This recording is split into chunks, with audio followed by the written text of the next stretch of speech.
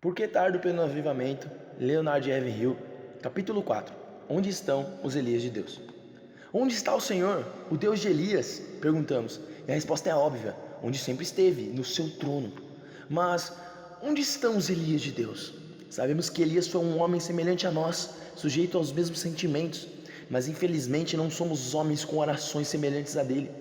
Um homem que ora para Deus é poderoso. No entanto, hoje o Senhor está passando de largo pelos homens, não porque sejam imprestáveis, mas porque são por demais autossuficientes.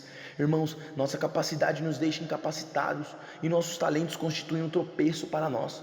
Elias saiu da obscuridade e entrou no palco do Antigo Testamento já homem feito. A rainha Jezabel, aquela filha do inferno, havia removido os sacerdotes de Deus e posto no lugar deles altares para falsos deuses. A terra estava coberta de trevas e o povo envolto em escuridão espiritual. O pecado campeava, a nação se mostrava cada dia mais impura com a proliferação de templos pagãos e ritos idólatras. E toda hora subia ao céu uma fumaça dos milhares de altares ímpios. E tudo isso acontecia no meio de um povo que se dizia descendência de Abraão, de uma gente cujos ancestrais haviam clamado a Deus nas horas de aflição. Essa forma, fora liberto das suas tribulações, como estava distante o Deus da glória, o sal perdera seu sabor, o ouro perdera seu polimento. Em meio a toda essa imensa apostasia, Deus levantou um homem, não uma comissão, nem uma nova denominação, nem um anjo, mas um homem, com sentimentos semelhantes aos nossos. Deus procurou entre eles um homem, não para pregar, mas para se colocar na brecha. E como Abraão fizera antes, agora Elias estava na presença do Senhor. O resultado foi que em tempos depois o Espírito Santo pôde escrever a história dele com apenas 2 palavras: e orou. Isso é tudo que uma pessoa pode fazer para Deus e para a humanidade. Se a igreja hoje contasse com tantos intercessores quantos são os seus conselheiros, teríamos um avivamento dentro de um ano. Os homens que oram assim são os grandes benfeitores da humanidade. Elias foi um deles. Ele ouviu a voz e teve uma visão, experimentou o poder espiritual, avaliou o inimigo e, tendo Deus como parceiro, conquistou a vitória. E as lágrimas que derramou, a agonia da alma que suportou, os gemidos que exprimiu, estão todos registrados nos livros das crônicas de Deus. Por fim, ele surgiu para profetizar com infalibilidade divina, conhecia a mente de Deus, e foi assim que, sozinho, paralisou toda a nação e modificou o curso da natureza. Esse homem decidido permaneceu firme e imperturbável com as montanhas de Gileade, no momento em que cerrou os céus para que não chovesse. Com a chave da fé, que serve em qualquer fechadura, ele trancou os céus, pôs a chave no bolso e fez Acabe estremecer. Embora seja glorioso o fato de Deus poder usar um homem, ainda mais glorioso é ele ser atendido por Deus. Se um homem de Deus se puser a gemer no espírito, Deus clamará: deixa-me ir. Talvez nos empolgasse a ideia de operarmos as maravilhas que Elias operou, mas será que apreciaríamos ser banidos? Irmãos, se quisermos realizar a obra de Deus à maneira de Deus, no tempo determinado por Ele, com o poder divino, teremos a bênção do Senhor e a maldição do diabo. Assim que Deus abre as janelas do céu para nos abençoar, o inimigo abre portas do inferno para nos intimidar. Receber a aprovação de Deus implica topar com a carranca do diabo. Simples pregadores podem ajudar muita gente, sem prejudicar a ninguém, mas os profetas de Deus agitam a todos, ao mesmo tempo que deixam o diabo louco. O pregador talvez agrade ao povo, e um profeta o contrariará.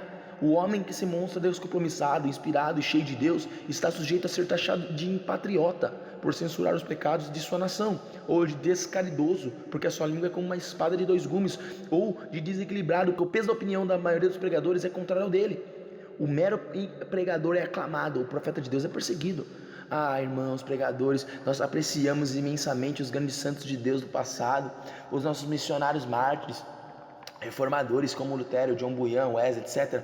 Nós escrevemos as biografias deles, reverenciamos seus feitos, compomos elogios, erguemos memoriais, fazemos qualquer coisa, menos imitá-los. Apreciamos o sangue que eles derramaram, mas não deixamos que se derrame nenhuma gota do nosso. João Batista conseguiu ficar 6 meses solto.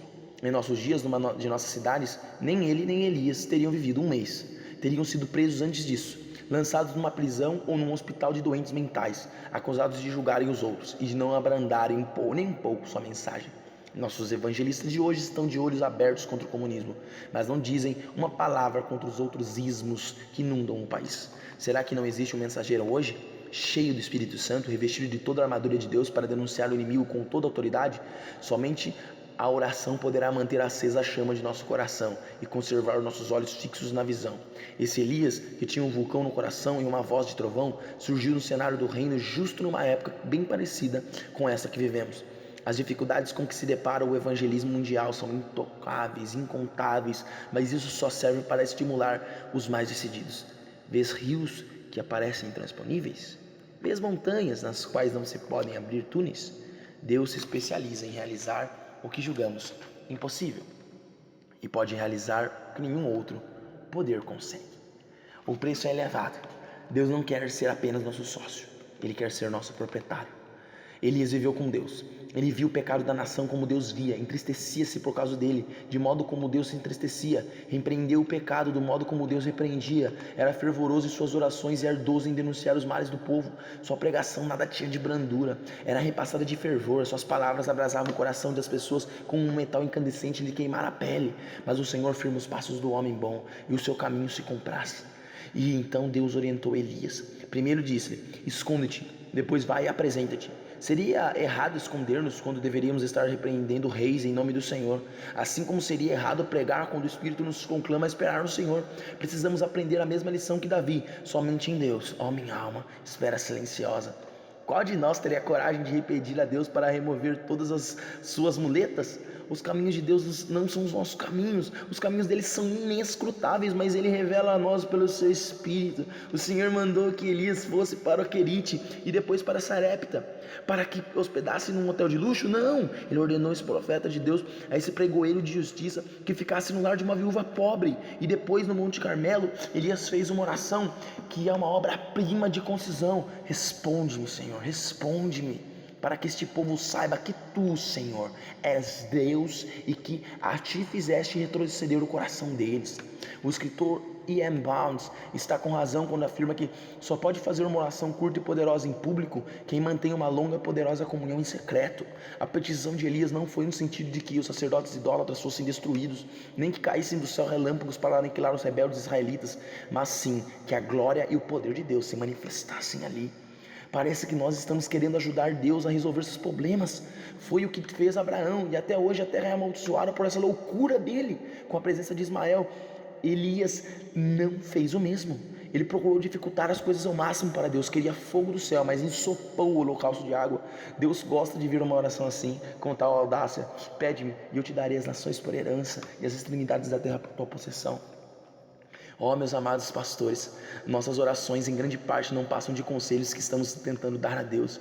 Elas são caracterizadas pelo egoísmo, pois nossas petições são em nosso favor ou de nossas denominações. Que Deus corrija isso em nós. Nossa meta deve ser apenas Deus. Sua honra que está sendo profanada. É seu bendito Filho quem está sendo ignorado, suas leis que estão sendo transgredidas, seu nome profanado, seu livro esquecido, e a sua casa está se tornando um círculo social. O momento em que Deus precisa exercitar mais paciência com seus filhos é quando estes estão orando. Ficamos dizendo para Ele o que deve fazer e como fará. Além disso, julgamos outros e fazemos apreciação deles. Fazemos tudo, menos a verdadeira oração. E não é na escola bíblica que queremos aprender essa arte.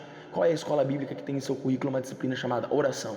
A lição mais importante que se pode aprender da oração é que a Bíblia ensina, mas quem dá aulas dela? Sejamos honestos e reconheçamos que muitos dos nossos professores e diretores de escola bíblica não oram, não choram, não conhecem as dores de parto. Será que podem ensinar o que não sabem? Aquele que conseguisse levar os crentes a orar seria quem, abaixo de Deus, produziria maior avivamento que o mundo já viu. Em Deus não há falhas, Ele é poderoso para fazer, conforme o seu poder que opera em nós. O problema de Deus hoje não é o comunismo, nem a igreja romana, nem o liberalismo, nem o modernismo, não. O grande problema dele hoje é o fundamentalismo morto, é a religiosidade morta.